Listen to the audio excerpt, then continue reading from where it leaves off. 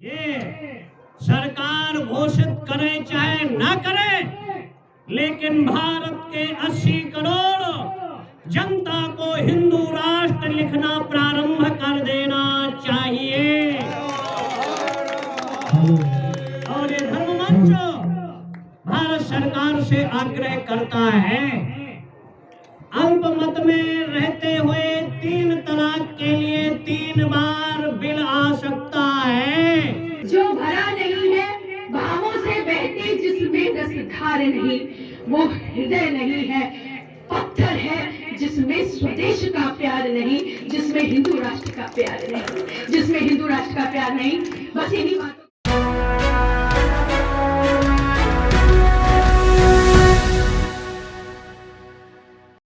प्रयागराज के संगम तट पर लगे माघ मेले के महावीर मार्ग पर स्थित ब्रह्मऋषि आश्रम में धर्म संसद की कोर कमेटी की ओर से आज संत सम्मेलन किया गया।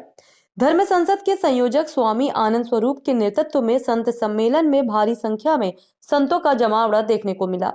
संतों की मौजूदगी में ये पारित हुआ कि देश की 125 करोड़ जनता स्वयं घोषित करे कि भारत हिंदू राष्ट्र है और आज से वो लिखना शुरू करे, तभी ये आंदोलन बड़ा होगा। अंत में सरकार संतों और आम जनता के दबाव के आगे झुकेगी, क्योंकि लक्ष्य संत सम्मेलन का भारत को हिंदू राष्ट्र बनाना है और इस्लामिक जिहाद को दूर करना है। इस दौरान आज हुए संत सम्मेलन में 3 प्रस्ताव भी पारित हुआ, जिसमें सबसे पहले भारत को हिंदू राष्ट्र घोषित किया जाए, दूसरा धर्मांतरण कानून को और कड़ा किया जाए, साथ ही साथ जो भी व्यक्ति धर्मांतरण करवाएगा उसको फांसी की सजा होनी चाहिए, और तीसरा जेल में बंद दोनों धर्म गुरुओं को जल्द से जल्द जेल से छुड़ाया जाए। आपको बता दें कि दोनों धर्म गुरुओं का नाम नरसिंहानंद गिरी महाराज और वसीम रिजवी उर्फ जितेंद्र नारायण सिंह त्यागी है। अगर दोनों धर्म गुरुओं को जल्द से जल्द जेल से मुक्त नहीं किया गया तो प्रदर्शन और उग्र होगा। क्या कहेंगे आप? इंडिया के मुद्दा है भारत को हिंदू राष्ट्र घोषित किया जाए, धर्मांतरण पर पूर्ण प्रतिबंधित किया जाए और बिना शर्त नरसिंहानंद सरस्वती और जितेंद्र नारायण त्यागी को मुक्त किया जाए। ये प्रमुख मांगे हैं। हाँ, और जिस तरह से तौकीर रजा और ओवैसी के भाषण पर भी आपने चिंता जताई है, क्या कहा है पूरी बात?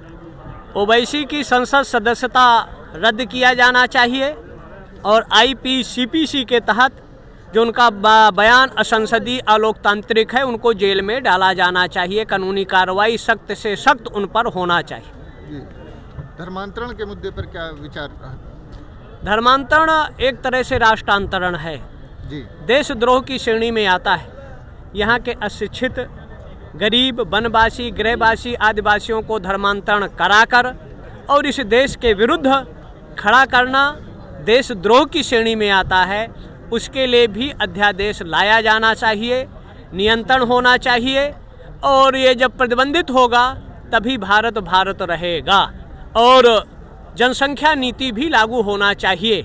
उनके 4 बीवियाँ 40 बच्चा पैदा करें तो उनके लिए कोई नहीं। आर्टिकल 29 और 30 वो अपनी इस्लामी शिक्षा दे सकते हैं। हिंदू अपनी शिक्षा देने में प्रतिबंधित है तो आर्टिकल 29 और 30 मठ मंदिर अधिग्रहण एक्ट भी खत्म किया जाना चाहिए। मंदिरों को हिंदुओं के हवाले किया जाना चाहिए। सरकारी कब्जा मंदिरों से मुक्त होना चाहिए। क्या मुद्दों पर बातचीत हुई है? आज का यह संत सम्मेलन धर्म संसद संस्था के द्वारा आयोजित था और इसमें जो आज के मुद्दे रहे हैं, भारत एक सनातन हिंदू संस्कृति का देश है। भारत का संविधान और भारत की शासन व्यवस्था सनातन हिंदू संस्कृति के अनुरूप होनी चाहिए। हिंदू के हितों का यहाँ रक्षण होना चाहिए। हिंदू हितों का रक्षण सर्वोपरि होना चाहिए। इस देश के अंदर अल्पसंख्यक के नाम से जो एक राजनीति होती है, अल्पसंख्यक यहाँ से समाप्त होना चाहिए। इस देश में कोई अल्पसंख्यक नहीं है। यहाँ समान नागरिक, समान कानून, समान अधिकार, समान कर्तव्य होने चाहिए। यही सब बहुत सारे मुद्दे थे जो यहाँ पर आज उठाए गए हैं। हिंदू राष्ट्र घोषित करने के लिए क्या? देखिए, दुनिया में लगभग सभी देश किसी ना किसी धर्म के अनुयायी हैं, उनका राष्ट्रीय धर्म है। हमारा यह देश सनातन से हिंदू देश है और हमारी यही मांग है कि धर्मनिरपेक्षता यहाँ समाप्त होनी चाहिए। देश की शासन व्यवस्था धर्म सापेक्ष होनी चाहिए, धर्मनिरपेक्ष नहीं होनी चाहिए। जहाँ धर्म नहीं होता वहाँ अधर्म होता है, जहाँ उजाला नहीं होता वहाँ अंधेरा होता है। इसलिए धर्मनिरपेक्ष ये समाप्त हो और जो विश्व की सबसे महान संस्कृति है, सबको स्वीकार करने वाली संस्कृति है, उस हिंदू संस्कृति के अनुसार इस देश की व्यवस्था हो।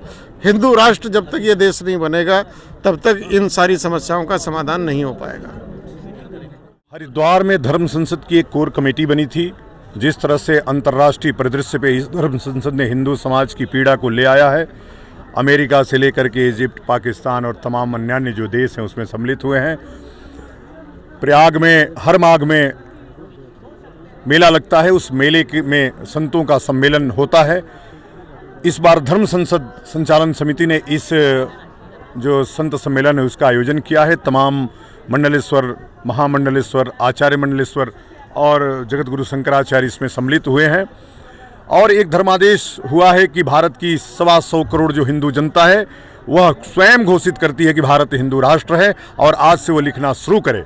जब लिखना शुरू करेंगे तो ये आंदोलन बड़ा होगा और अंत में सरकार हमेशा जनदबाव के आगे झुकती है।